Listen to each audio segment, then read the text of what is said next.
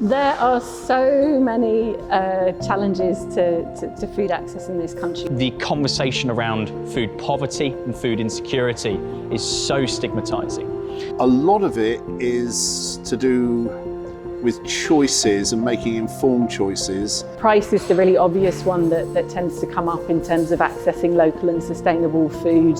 I am much more conscious of how much things cost in local shops compared to big chain supermarkets. Whilst young people, particularly young people from disadvantaged backgrounds, they're not undernourished, they're sometimes not well nourished, they're sometimes overnourished. If they've not been exposed to recipes that are healthy, they won't generally know how to cook them. And a lot of young people are reluctant to experiment in their own homes. Our idea was to look at relationships between food producers, so farmers, growers, people who produce food, and obviously there are lots of those in Devon, and local residents, especially those who might be vulnerable to food insecurity. And we knew that these two groups of people didn't have many opportunities to talk together, learn about each other's perspectives, have conversations and engage together. And we thought this would be a helpful way of understanding how we might better bridge the gap between people who are food insecure and sustainable, fair access to local food for everyone, which is something we're interested in. So we're really keen to work directly with people who don't often get these kind of opportunities. One of the ways in which we can do that is by hooking into their interests and aspirations and giving them some space to develop and explore them. Both knows I'm not very good at cooking. Kind of just gets everywhere. Please use an apron next time. I kind of get it everywhere.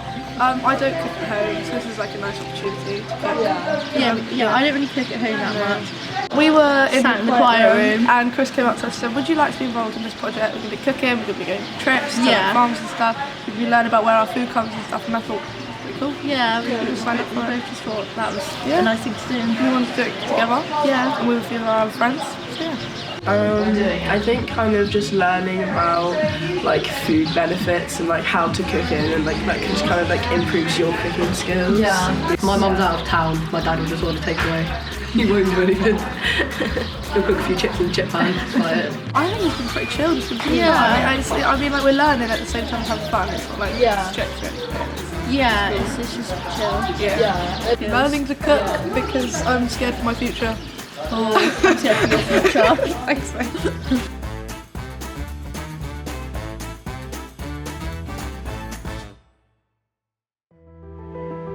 We turn it into fish for people to eat, basically. So we take all the heads off, make it all look nice, so it looks like this. Most people want to have it where it's all done for them, they can just cook it. When you go to a restaurant and you get a nice piece of bass like that, we have to make sure it looks like that, and then vacuum pack it into a bag, so it's all ready for a chef to cook. All right, or a nice portion like that, so we make it all look nice, instead of it being a big, ugly fish. Yeah.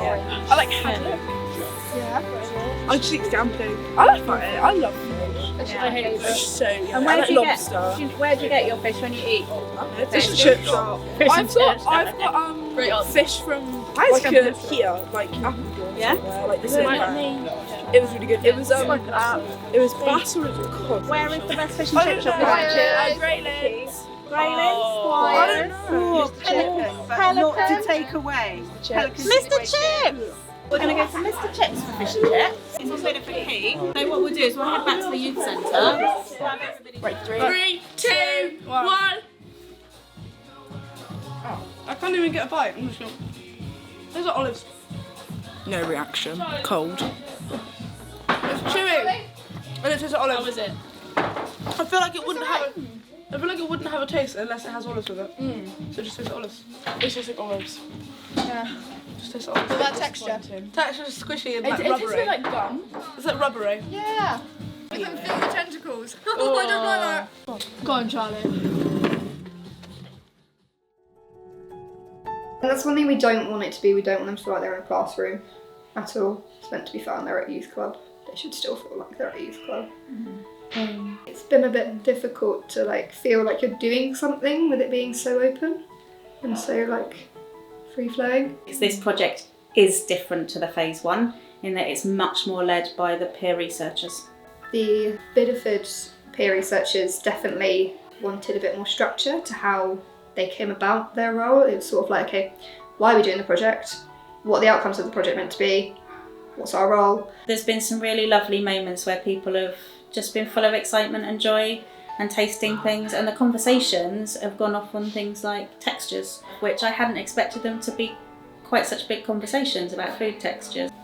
I think it's probably more just to trust and let them decide on everything a bit more. Just let them run with it.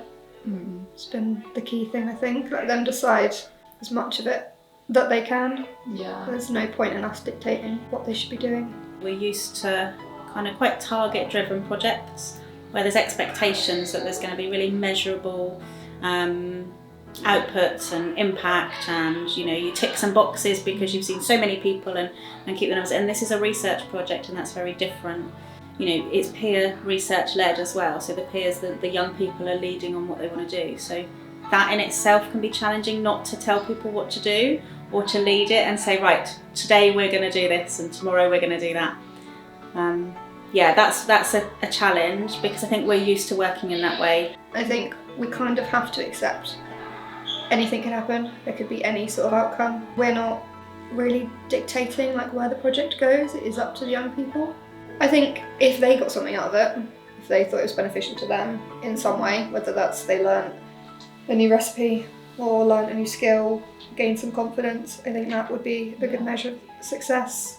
For people to try things that they've not tried before food-wise. Some of the successes would be just some small changes or realisations for people, and that goes across both the producers and the young people.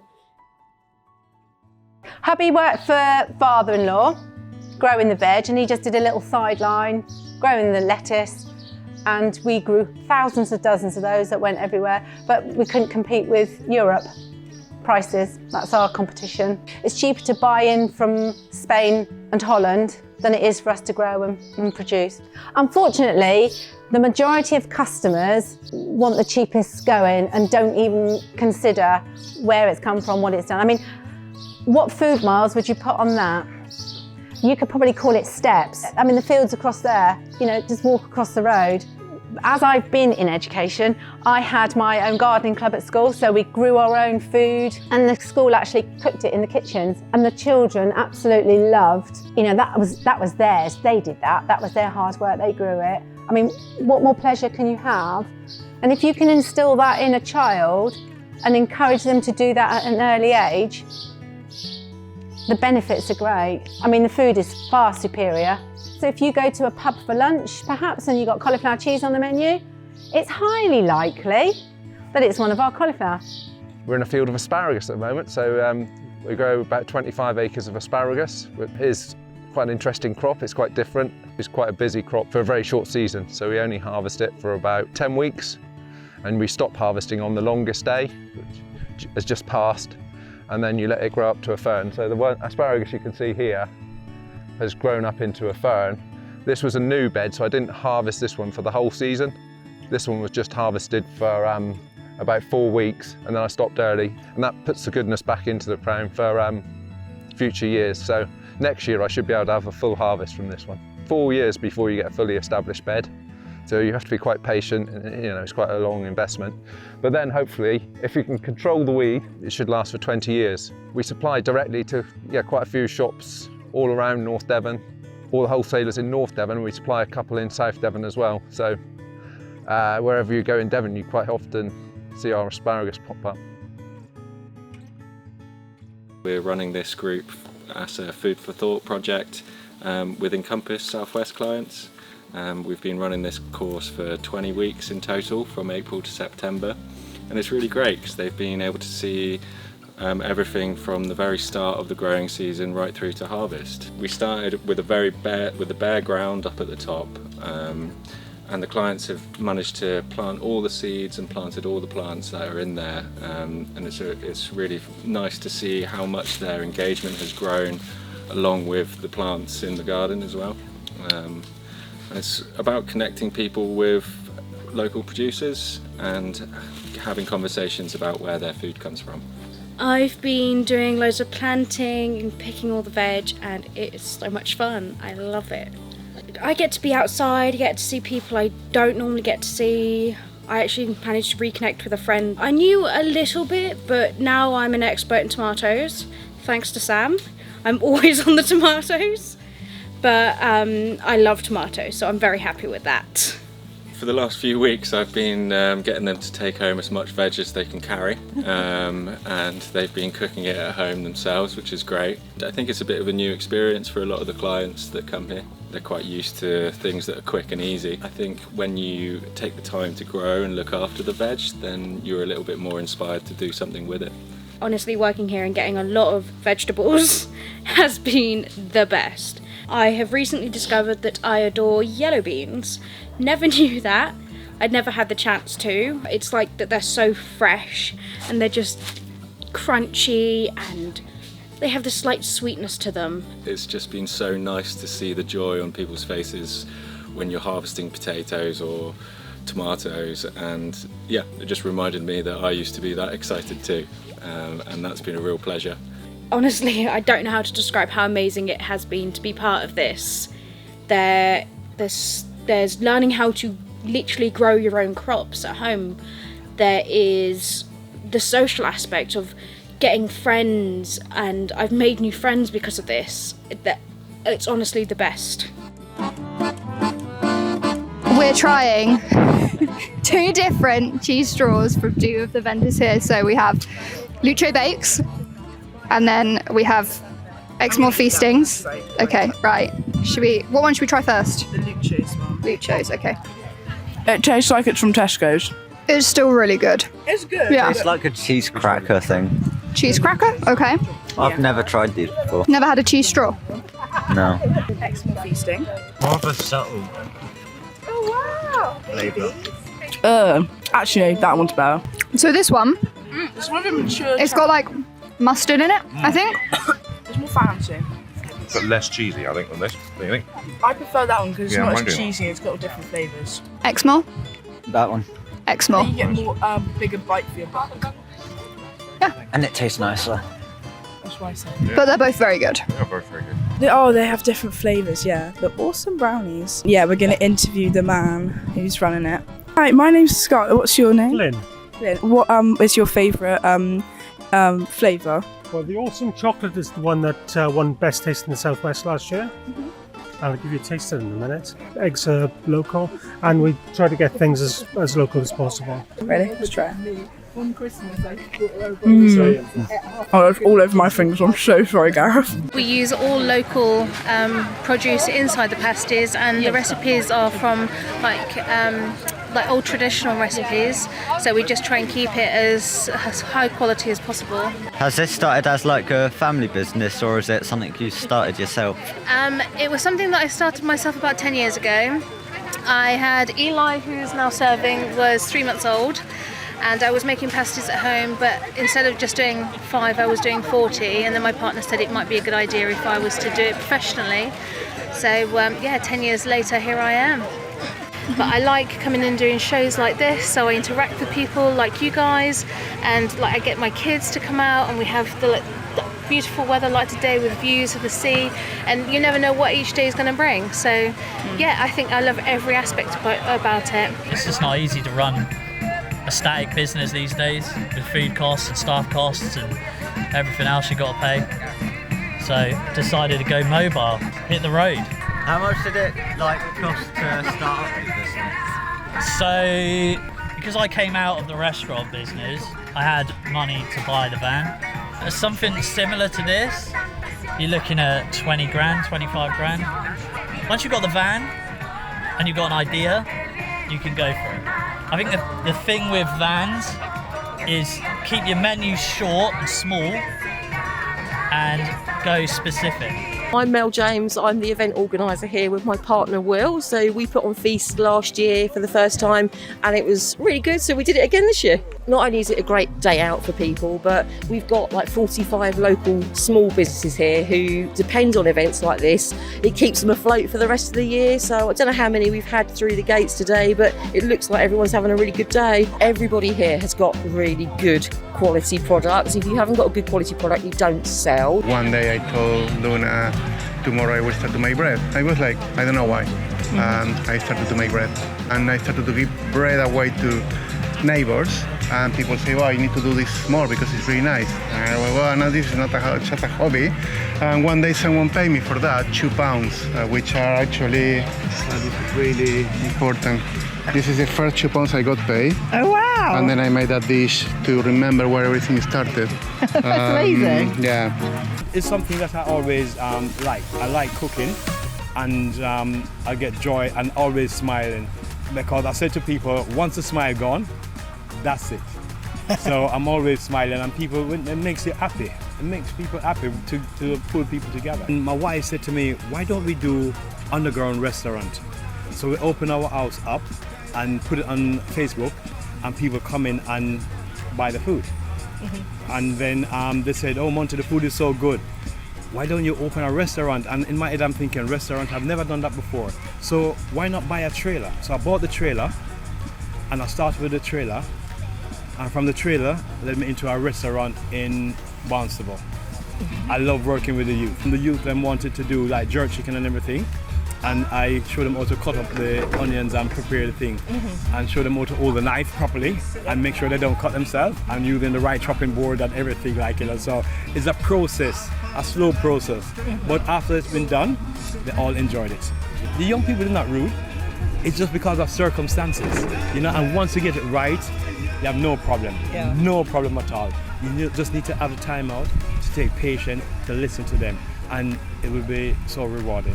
Yeah, honestly, very good. Yeah, thank you. Thank you. That's You're very inspiring. Thank you. You're very Thank you. passionate about that.